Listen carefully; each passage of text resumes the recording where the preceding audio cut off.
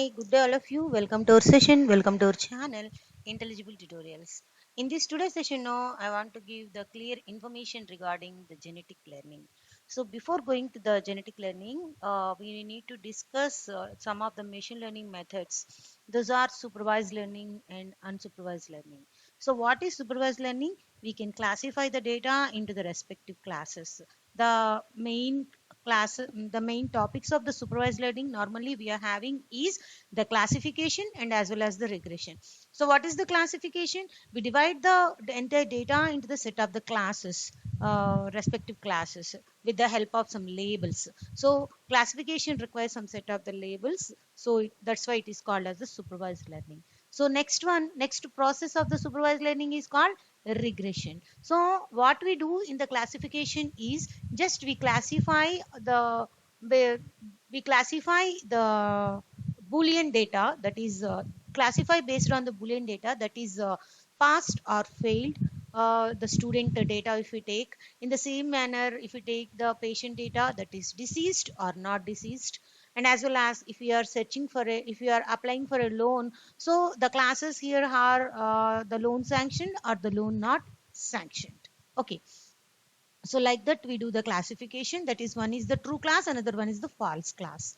And now coming to the regression, it is also one of the supervised learning technique. Here what we do is normally we can predict a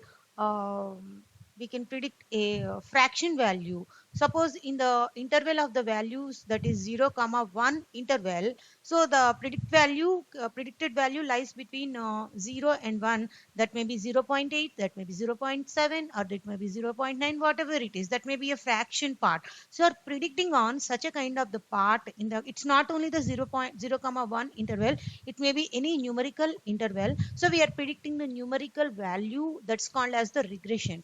So all these two techniques often regarded as the supervised learning techniques. Okay, so it is a machine learning task that using the inferring function from label training data. So supervised learning, we do the label training data. So priorly we know what classes, so what element can be mapped into which class, which element can be mapped into which class. By calculating some function, by calculating some calculations, we can predict that it can goes into either pass or fail, it can goes into either deceased or not deceased, whatever it is. Okay, so the training data normally what it is, here we are having two kinds of the data. The entire data set is divided into two different sets. One is the training set and the one is the test set. So what is training set? So based on the training set, we are applying the test set and we are going to predict the data. So what this training set normally contains? The training set consists of the set of the training examples. Okay, so these each and every example or sample consisting of an input object or a vector, and it gives the desired output. Okay, so based on the set of the values, we can predict the set of the output values, the individual output values. Okay, so input data and target data, input data and target data, like that we can do the entire training data set. And the next one,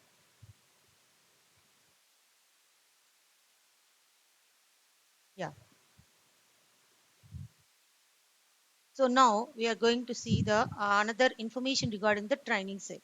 So what is a training set? It is a set of data used in various areas of information science to discover potentially predictive relationships. Okay, so what it contains? Normally this training set contains a set of the samples or set of the examples.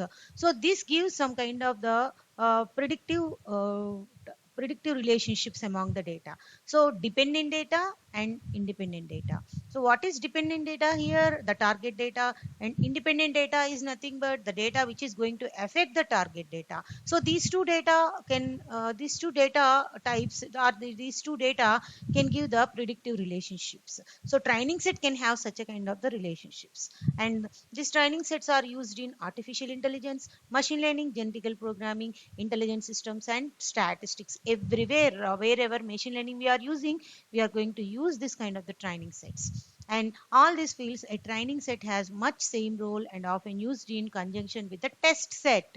So these are the examples, past examples. The training set can often also regarded as the past examples. So based on that, we can predict the test data set. We apply the training test data set on the training set, and then we can predict the output, whatever it is. Next, what is a test set actually? That's a test set that is we are going to test on the training data. So the data used in various areas of information relationship to assess the strength and utility of a predictive relationship. This test set also contain the same set of the rows. What are they in the training set? It is also contain the target data and as well as the independent data and as well as the dependent data. The dependent variable is nothing but the target variable, and independent variables are which are affecting that particular target variable are affecting that particular independent variable, sorry, dependent variable. Okay, so these by watching the training data we can predict the remaining data, that is the test data. So test data sets are also used in various applications like machine learning, artificial intelligence, genetic programming, etc., etc. So after the testing has done, the data has classified successfully, we need to calculate the performance of the classification. So what algorithm you have applied, what algorithm you have did, that is perfectly worked or not, how can you check? With the help of the accuracy. This is one kind of the measurement which can be used for the classification. So the accuracy measurement is the degree of closeness measurements of quantity to the quantity's actual value, how actually it is did. And then sensitivity analysis. The local sensitivity and the correlation coefficients and partial derivatives can only use if the correlation between input and output is linear. If at all suppose the relation between the dependent and independent variables or the target data and the input data what you are giving is linear, then we go for the sensitivity analysis. Okay, so just now at the early of the system, sorry, at the earlier of this video, I told regarding the regression. We are predicting a regression value. That means it is a fraction value which is there in the numerical interval. Either it may be 0 or 1, either it may be 0 or 2 or whatever it is. In statistics, regression analysis is a statistical process for estimating the relationships among the variables. It is a statistical process which is going to establish the relationships among the variables, estimate the relationships among the various kinds of the variables.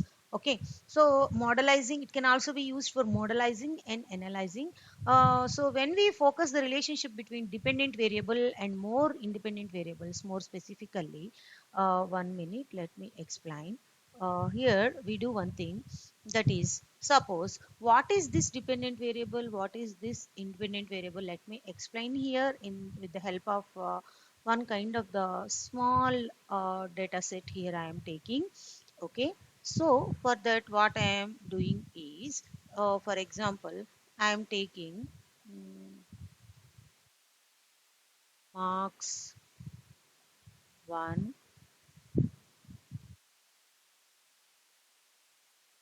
marks 2,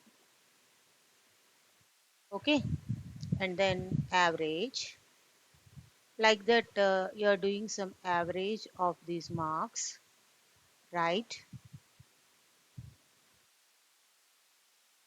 And what I am doing is, I am doing target variable, that is pass or fail. Okay, for this what I am doing is, here I am giving number 1, number 2, and here it is, sorry, this is some 10, and it is some marks 2 is 22, and it is 6, and it is 4, it is. So 10 plus 6 is 8, and 22 plus 4 26, 22 plus 4 26, so the average is 13 here. So if it is greater than 10, then only it is pass, and it is less than 10, so it is fail, and it is pass. So this pass or fail is called as the target or dependent variable. Okay, so it is often regarded as target or dependent variable. Okay, So and all these are the independent variables. All these are called as independent variables. Now I think you clearly understand what is the target or dependent variable, what are the independent variables. Okay, so more specifically, regression analysis helps one understand how the typical value of a dependent variable and how.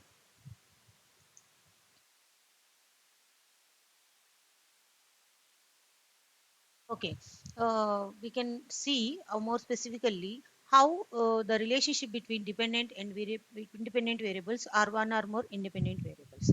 So, in this way, the regression analysis helps to understand how the typical value of the dependent variable changes when one of the independent variables varied.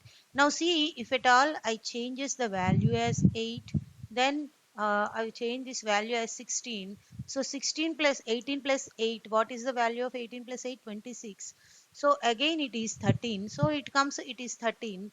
And this comes under what? It comes under the past class. So the value of the independent variables affecting the dependent variable.